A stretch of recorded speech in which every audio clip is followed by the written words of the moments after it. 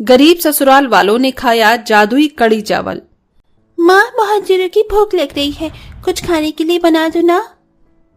सुबह से बस वो लाल चाय ही पी है, भूख के मारे पेट दर्द हो रहा है। बच्चों, घर में तो कुछ भी नहीं है, तुम यहीं रुको, मैं आस पड़ोस से खाना मांग कर लाती हूँ। शीतल अपने पड़ोसियों के घर में खाने के लिए कुछ मांगने के लिए जाती है। वहीं उसके दोनों बच्चे अपनी माँ के आने का बेसब्री से इंतजार कर रहे होते हैं कि तभी उन्हें घर के बाहर से आवाज आती है। दोनों बच्चे जैसे ही घर के बाहर जाते हैं तो देखते हैं कि कढ़ी चावल ले लो, कढ़ी चावल, गर्मा गर्म कढ़ी चावल, पालक और प्याज के पकौड़े के साथ गर्मा गर्म कढ़ी चावल ले लो, सिर्फ 30 रुपए प्लेट, 30 रुपए प्लेट कढ़ी चावल ले लो। अरे ओ कढ़ी चावल वाले भैया, जरा 2 प्लेट कढ़ी चावल तो देना। भैया, मेरी 4 प्लेट कढ़ी चावल पैक कर दो। सभी को कढ़ी चावल के ठेले के पास इतनी भीड़ लगाता देख वो दोनों बच्चे भी वहां जाते हैं। चावल की खुशबू से उन दोनों की भूख और ज्यादा बढ़ जाती है। अंकल, हमें भी 1 प्लेट कढ़ी चावल दो ना। ठीक है, लाओ 30 रुपए। लेकिन अंकल, हमारे पास तो 1 रुपया भी नहीं है। अरे जेब में पैसे नहीं है और आए बड़े कढ़ी चावल खाने वाले। वो कढ़ी चावल वाला दोनों बच्चों को डांटकर भगा देता है। बेचारे सारे दिन दोनों बच्चे भूख के मारे पेट पकड़कर घर के दरवाजे पर बैठकर रोने लगते हैं। तभी उनकी माँ शीतल आती है।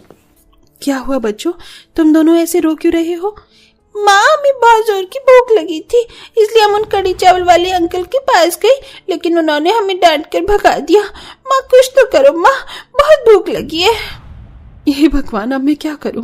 कहते हैं मुश्किल के वक्त सबसे पहले पड़ोसी ही काम आते हैं, लेकिन आज इन पड़ोसियों ने भी अपनी असलियत दिखा दी।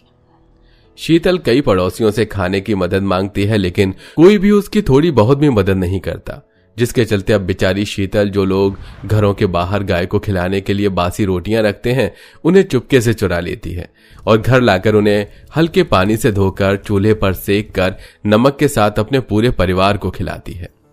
माँ, ये रोटी बहुत कड़क है, चबाई नहीं जा रही। खा ले बेटा, खा ले। कभी कभी तो इस रोटी के लिए भी हमें तरसना पड़ता है। न जाने हम गरीब की किस्मत में कोई अच्छा खाना लिखा भी है या नहीं। शीतल का पति नीरज अपना घर खर्च चलाने के लिए एक फैक्ट्री में मजदूरी करता था, लेकिन कभी नीरज को दिहाड़ी मिलती तो कभी नहीं, और अगर जिस दिन दिहाड़ी मिलती भी उस दिन भी पूरा परिवार मुश्किल से बस दाल की खिचड़ी ही खा पाता था। बिट्टू, मुन्नी, तुम दोनों खाना क्यों नहीं खा रहे हो?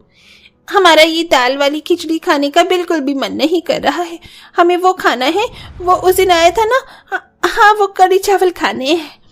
माँ, पता है उन कढ़ी चावल में से कितनी अच्छी खुशबू आ रही थी, और पता है उसके अंदर तो पकौड़ी भी थी।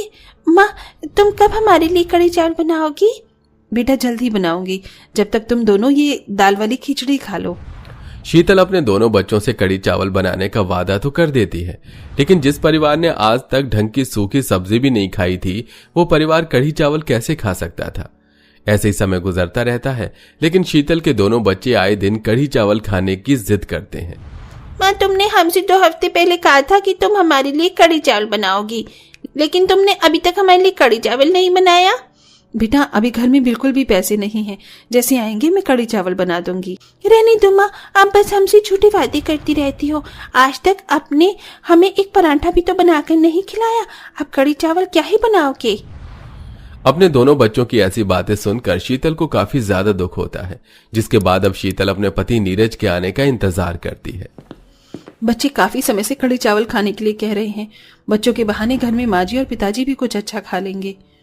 शीतल, तुम तो जानती हो ना कि मुझे 4 दिन में 1 बार दिहाड़ी मिलती है, वो भी इतनी कम कि हम लोग पेट भरकर खाना भी नहीं खा पाते। अब इतने कम पैसों में कढ़ी चावल बनाने का कहां से सामान लेकर आऊं? वैसे मैंने सुना है अगले बुधवार मंदिर के पास कढ़ी चावल का भंडारा हो रहा है। अगर तुम वहां से कढ़ी चावल ले आओगी तो बच्चे भी खा लेंगे और हमारे पैसे भी नहीं लगेंगे। सही कह रहे हैं आप, एक बार के लिए ही सही, लेकिन पूरा परिवार पेट भर के अच्छा खाना तो खाएगा। शीतल बेसब्री से बुधवार का इंतजार करती है। बुधवार के दिन शीतल लाइन लगाकर भंडारे की लाइन में कढ़ी चावल लेने के लिए खड़ी हो जाती है, लेकिन कुछ लोग लाइन तोड़कर कढ़ी चावल लेने लगते हैं, जिसके चलते सारे कढ़ी चावल खत्म हो जाते हैं।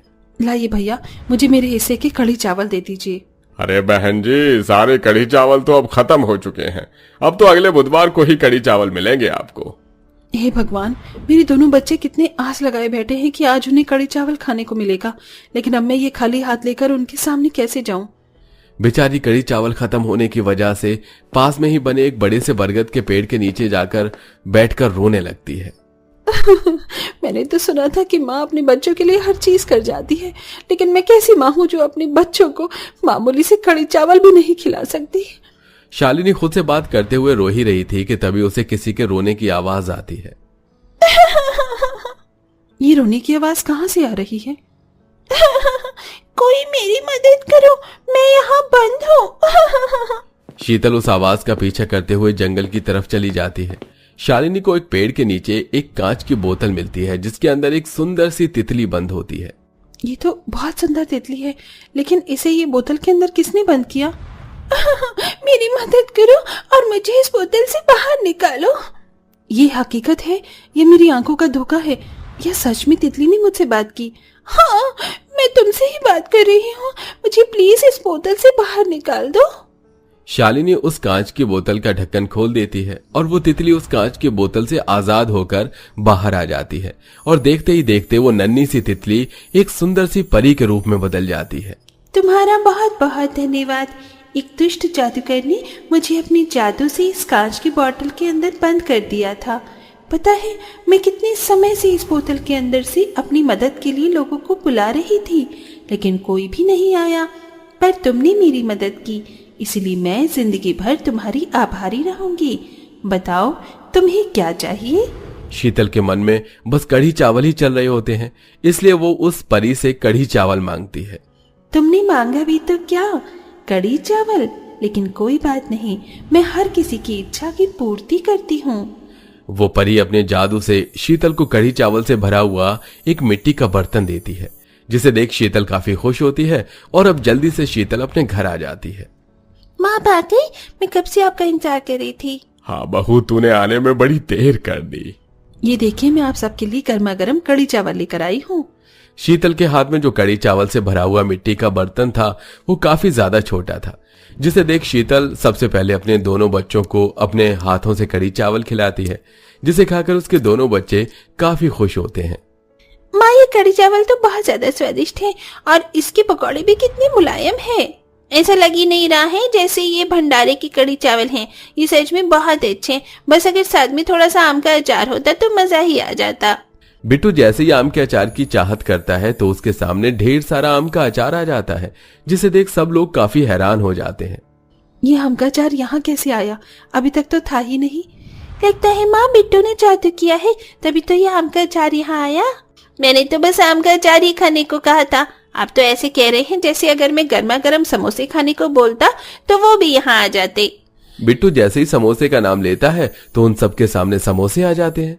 ये सब क्या हो रहा है? ऐसा लगता है कि हम जो भी बोलेंगे वो हमारे सामने आ जाएगा। अगर ऐसा ही है तो मुझे आइसक्रीम खानी है। मुन्नी के इतना बोलते ही उसके सामने आइसक्रीम आ जाती है, जिसे देख लगता है कि ये भगवान की ही कृपा है, जो हम बोल रहे हैं वो सच हो रहा है। अगर ऐसा है तो क्या यहाँ 56 भोग से भरी थाली आ सकती है? शीतल 3 से 4 बार 56 भोग की थाली का नाम लेती है, लेकिन उसके सामने कोई भी थाली नहीं आती। तभी उस परी के दिए हुए कड़ी चावल में से एक आवाज आती है। जब तक तुम ये जादुई कड़ी चावल नहीं खाओगे तब तक तुम्हारी कही हुई बात सच नहीं होगी। इस जादुई कड़ी चावल को खाने के बाद ही तुम अपना कहा हुआ सच कर सकते हो। उस जादुई कड़ी चावल की बात सुनकर घर में सभी लोग काफी खुश होते हैं, जिसके बाद अब सभी लोग एक एक करके कड़ी चावल खाते हैं और अब वो जो भी कुछ कहते वो चीज उनके सामने हाजिर हो जाती। मेरे पास पहनने के लिए कपड़े नहीं हैं, क्या मुझे कपड़े मिल सकते हैं? अरे मेरी तो दवाइयां ही खत्म हो गई हैं। नीरज और कलावती की इतना कहते ही उनकी कही बातें सच हो जाती हैं। अब उनके सामने ढेर सारे कपड़े और दवाई आ जाती है, जिसे देख सारा परिवार खुशी से फूले नहीं समाता।